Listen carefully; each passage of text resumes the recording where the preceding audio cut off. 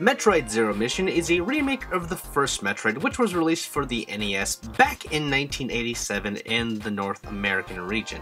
The premise is simple. Bounty hunter Samus Aran has been ordered to destroy the aliens known as Metroids on the planet of Zebes. Except for the intro, there's no other text in the game. Instead, the story is told through interactions with the environment and occasional cutscenes, which were added for this remake. It's a basic premise that's not quite engaging, but cool nonetheless. The lack of a narrative with the foreboding aura of danger is why these games are so beloved. The first game was rough around the edges, but the idea of exploring an interconnected map was genius. This remake rectifies the first problems, adds in elements from both Fusion and Super Metroid to make one of the best designed games ever. For those unaware, this game, and the others that follow, revolve around one giant map that you explore to get new equipment in order to make it to new areas, all the while killing enemies in your way. Samus's abilities are basic at first: run, jump, and shoot. Through the game, she'll gain new abilities like the freeze ray, or enhance old skills like gaining a double jump. Metroid's design appeals to the human nature of discovery. Because of this, I found myself beating the game in just a few play sessions over a few hours. The one downside is its repetitive backtracking, but it's a minor annoyance rather than a flaw. That's just the Metroidvania genre though. I'm not forgiving it for this, but I'm used to it, let's say. Aside from mechanical tweaks, the graphics have been spruced up as well.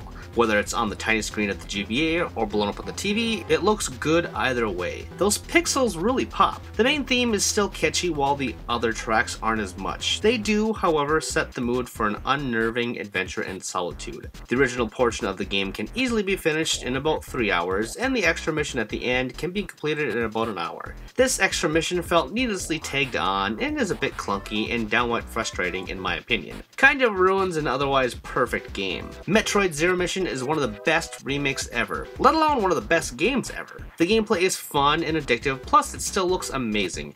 Yes, there are flaws, the repetitive backtracking, it's fairly short, and that last mission, hoo boy. Despite these small annoyances, this game shouldn't be missed. If you've yet to play a Metroid game, this should really be your first. Did you know that was a ReActionExaminer video? If you liked it, you should subscribe to me to keep up with everything that I'm doing. Also, if you have some other interests, like sex for example, check out Tomops, which is a comedy sex podcast thing wherein my best friend and I check out the weird and abnormal and the erotic.